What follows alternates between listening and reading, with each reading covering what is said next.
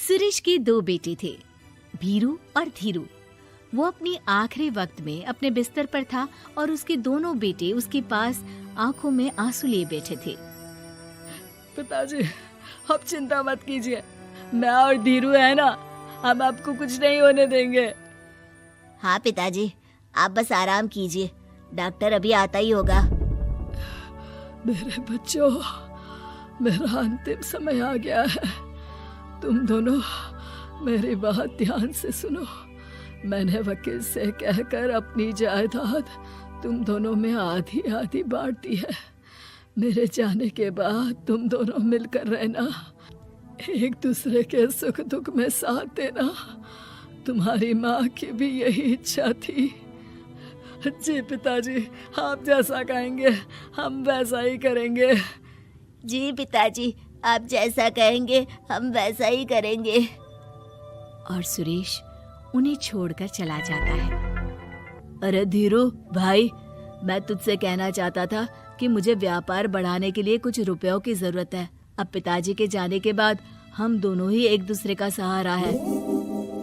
पिता के जाने के कुछ दिनों के बाद दोनों भाइयों की जिंदगी धीरे धीरे सामान्य हो जाती है। दोनों भाई अब अपना अपना व्यापार संभाल लेते हैं। दोनों एक ही घर में तो रहते हैं, लेकिन अब उनके रिश्ते में पहले जैसी बात नहीं रहती। भीरू शुरू से ही लालची था, इसलिए सुरेश ने पहले ही उन दोनों में प्रॉपर्टी का हिस्सा बांटकर लड़ाई की गुंजाइश खत्म कर दी थी। लेकिन पिताजी के जाने के बाद भीरू का लालच बढ़ने लगा। हाँ भैया, आप बताइए कि मैं आपकी किस तरह से मदद कर सकता हूँ। मुझसे जो बन पड़ेगा मैं करूँगा। अच्छा तो भाई, तू ना मुझे अपनी गाय दे दे। वैसे भी तू पढ़ा लिखा मॉडर्न लड़का है, भला तू गाय का करेगा क्या? लेकिन इससे मेरी ना बहुत मदद हो जाएगी। ठीक है भैया, आखिर भाई ही तो भाई के काम आता है। आप ले लीजिए मेरी गाय और उसे बेचकर आप उन रुपयों को अपने व्यापार में लगा लेना। बस फिर क्या था, भीरू अपने लालच की वजह से आए दिन धीरू से किसी न किसी बहाने पैसे या कीमती सामान ऐंठता रहता और बेचारा सीधा सादा धीरू उसकी मदद कर दिया करता। इसी तरह 2 साल बीत जाते हैं और दोनों भाई शादी कर लेते हैं।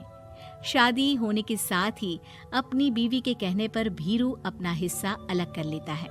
अब दोनों भाई अलग अलग रहने लगते हैं। अरे साधना, ये देखो, मैंने आज ही एक बड़ी डील साइन की है। ये शहर का सबसे बड़ी फैक्ट्री का मालिक है। इसके साथ व्यापार करके मेरे व्यापार में दिन दुनी रात चौगुनी तरक्की होगी। लेकिन इसकी बस एक ही शर्त है, अगर इसे हर हफ्ते सामान की पेमेंट नहीं दूंगा तो मुझे इसे जुर्माने के तौर पर बहुत बड़ी रकम देनी होगी। ये तो बड़ी ही चिंता की बात लगती है जी। अरे चिंता कैसी, मैंने पहले ही हिसाब लगा लिया है। मैं इसे हर हफ्ते पेमेंट भी दूंगा और एडवांस पे ऑर्डर भी, तो फिर चिंता काहे की। पास से गुजर रहा भीरू उन दोनों की सारी बातें सुन लेता है और फिर, अरे राधा, सुनती हो? उस धीरू ने आज एक बहुत बड़ी डील साइन की है। ये सुनकर ना मुझे बहुत बुरा लग रहा है। भीरू उसे सारी बात बताता है। तो ऐसे हाथ पे हाथ रख के गुस्सा करने से क्या होने वाला है? आप तो उस डील की कमजोर कड़ी जानते ही हैं, तो मारिए हथौड़ा। अगले दिन धीरू के घर में चोरी होती है और उसमें उसके वो रुपए भी चले जाते हैं जो धीरू डील के मुताबिक क्लाइंट को देने वाला था। फिर शर्त के हिसाब से धीरू को जुर्माने की रकम देने के लिए अपना घर गिरवी रखना पड़ता है और उसका व्यापार भी बंद हो जाता है। सुनिए जी, आप दिल छोटा मत कीजिए। आप कोई ऐसा बिजनेस कीजिए जिसे आप जल्दी से जमा सके और कम पैसों से भी शुरू कर सके। आप फल सब्जियों का व्यापार शुरू कीजिए। तुम ठीक कहती हो, मैं कल से ही मंडी जाकर सब जानकारी लेकर आता हूँ। उधर भीरू और राधा धीरू की बर्बादी की खुशियां मनाने में लग जाते हैं और इधर धीरू खूब मेहनत करके फिर से अपनी आर्थिक हालात पटरी पर ले आता है। लेकिन फिर एक दिन, अजी सुनती हो, तुम यहाँ पर उसके बर्बाद होने की गलतफहमी में खुश हुए जा रहे थे और तुम्हारे भाई का फल सब्जियों का व्यापार बड़ा अच्छा चल निकला है। मैं अभी बाजार में उसकी दुकान देख कर आ रही हूँ। अरे भीड़ लगी हुई थी वहां तो। तो फिर जल्दी से अपने खुराफाती दिमाग से कोई आइडिया निकालो इस मुसीबत का। आइडिया तो बहुत अच्छा है मेरे दिमाग में। अपने भाई से कह के इसके गोदाम में चूहे डलवा दूंगी, फिर देखना नजारा। राधा की चालाकी से धीरू का ये काम भी ठप हो जाता है। अब धीरू और उसकी पत्नी के लिए उधार पर जीने के अलावा कुछ नहीं बचा था। बेचारा ईमानदार धीरू अपने भाई भाभी की चालाकी की वजह से बहुत बुरे दिन काट रहा था। मैं तो बिल्कुल बर्बाद हो गया साधना। पिताजी का दिया हुआ अच्छा खासा बिजनेस संभाल रहा था, लेकिन मेरी किस्मत ने मुझे यहाँ लाकर खड़ा कर दिया। अब तो खाने के भी लाले पड़ रहे हैं। कोई नौकरी भी इतनी आसानी से नहीं मिल रही। मुझे माफ कर दो, मेरे साथ रहकर तुम्हें भी ये दिन देखने पड़ रहे हैं। देखिए जी, आप दिल छोटा मत कीजिए। भगवान कोई ना कोई रास्ता जरूर खोल देगा हमारे लिए। और मेरे दिमाग में तो एक अच्छा आइडिया आ भी गया। मैं बचपन से ही अपनी दादी, नानी और माँ को एक खास तरह का अचार बनाती देखती आई हूँ।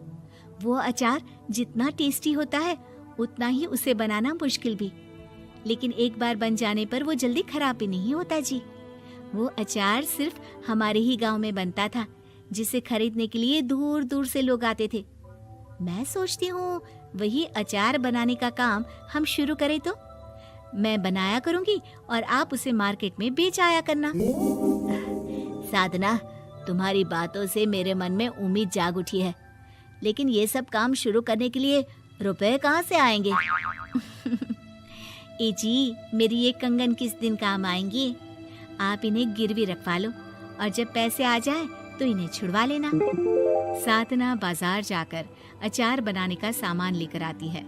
फिर घर आकर सारे खिड़की दरवाजे बंद करके अचार बनाती है और धीरू उस अचार को पैक करने में साधना की मदद करता है और अगले दिन बाजार में बेच भी आता है। शुरू में सिर्फ 10 बोतल अचार ही बन पाता है, लेकिन उसे बेचकर हुए मुनाफे से अचार की बोतलें 10 से 50 और फिर 1000 और 10,000 हो जाती है। अब धीरू को अपने काम में मदद के लिए कुछ लोगों को भी काम पे रखना पड़ता है, लेकिन अचार अब भी साधना ही बनाती है और अपनी रेसिपी का सीक्रेट बनाए रखती है। अब देखते ही देखते धीरू साधना ब्रांड अचार आसपास के कई शहरों में मशहूर हो जाता है और धीरू के दिन एक बार फिर बदलते हैं। धीरू के पास अब भीरू से दुगना बड़ा घर, गाड़ी, धन, अचार की कई फैक्ट्रीज और नौकर चाकर होते हैं।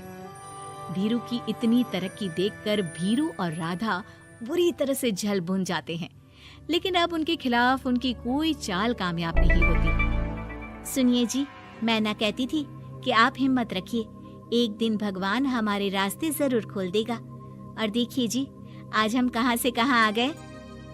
ये सब तुम्हारे फौलाद जैसे मजबूत मन की वजह से हो पाया है साधना, वरना एक समय मैं तो हिम्मत ही हार चुका था। तुमने न सिर्फ मेरा हौसला बढ़ाया बल्कि बिजनेस में मेरा साथ भी दिया। जहाँ एक तरफ धीरू और साधना अपनी मेहनत और हौसले से बहुत तरक्की कर चुके थे, वहीं दूसरी तरफ भीरू और राधा के लालच और धोखेबाजी की वजह से वो इनकम टैक्स वालों की नजरों में आ चुके थे। भीरू के एक घर पर इनकम टैक्स वालों का छापा पड़ता है और भीरू को काला धन जमा करने के आरोप में जेल जाना पड़ता है।